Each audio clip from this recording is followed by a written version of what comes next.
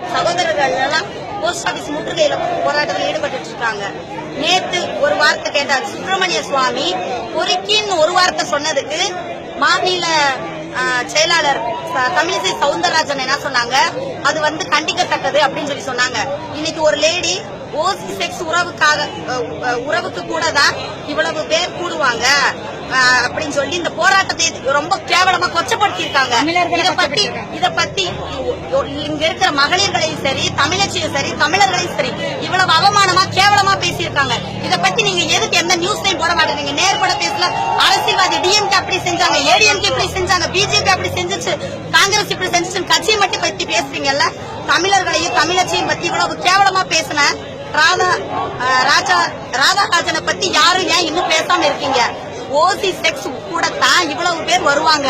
ஜல்லிக்கட்டு போராட்டத்தை கொச்சைப்படுத்திய பீட்டா ஆர்வலர் ராதாராஜனை உடனே அரெஸ்ட் பண்ணணும், உடனே அரெஸ்ட் பண்ணணும்.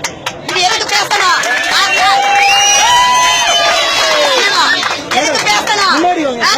எதுக்காக இதை பேசணும்? ஒரு பொறுக்கின்னு சொன்னதுக்கு பிஜேபி முன்னாடி வந்துட்டு அவங்க பேசுனது கண்டனம் தெரிவிச்சாங்கல்ல. அப்ப ஓசி செக்ஸ் உறவுக்காகவே கூட்டம் கூடும். தமிழ்நாடு வேணும்னு சொல்லி 25,000 பேர் வரீங்க.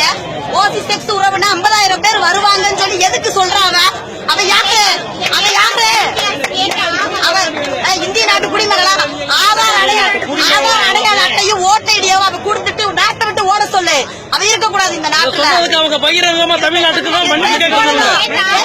மன்னிப்பு கேட்கணும். மிருகங்கள் கூட இருந்தா மனிதத்தை மறந்துருவாங்களா?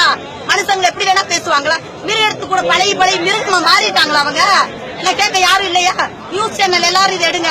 இன்னைக்கு நைட்டு புதிய தலைமுறையில நேர்பட பேச்சுல வரணும். நியூஸ் 7 சேனல் எல்லாத்தையும் நல்லா லைவ் பண்ணிட்டு இருந்தாங்க. நியூஸ் 7 சேனல் இத பத்தி கண்டிப்பா பேசணும். எந்த சேனல் இத பத்தி பேசல? எப்படில போடுறீங்க? வாட்ஸ்அப்ல போடுறீங்க. ஏன் சேனல்ல போட மாட்டேன்றீங்க? என்ன பயமா? ஒரு தமிழச்சி நான் கேக்குறேன், எதுக்கு இத்தனை தமிழச்சி சும்மா உட்கார்ந்து இருக்கீங்க? எல்லாரும் கேளுங்க. அப்ப தமிழச்சின்னா செக்ஸுக்காக என்ன வேணாலும் செய்வாங்களா? இதை எதுக்கு பேசணும்? அவன் ஒன்னு ஓட்டு ஐடி ஆதார் அட்டையும் கொடுத்துட்டா ஓடிடணும். நாங்க பீட்டாவே வேணாம் சொல்லிட்டு இருக்கோம். பீட்டா ஆர்வலர் இவ்வளவு பெரிய வார்த்தை சொல்லியிருக்கா. இதுக்கு அரசாங்கம் தமிழ்நாடு அரசாங்கம் பதில் சொல்லணும். சசிகலா அம்மா பதில் சொல்லணும். ஓபிஎஸ் பதில் சொல்லணும். அவங்களை எங்களை மன்னிப்பு கேட்க சொல்லணும். தமிழச்சி முன்னாடி நாங்க இத்தனை தமிழச்சிகள் இருக்கோம்ல, இத்தனை தமிழர்கள் முன்னாடி அவங்க மன்னிப்பு கேட்கணும். இல்லைன்னா நாங்க இதை விட மாட்டோம். இதை எல்லாரும் ஃபார்வர்ட் பண்ணுங்க. எல்லா நியூஸ் சேனல்ல டெலிகாஸ்ட் பண்ணுங்க.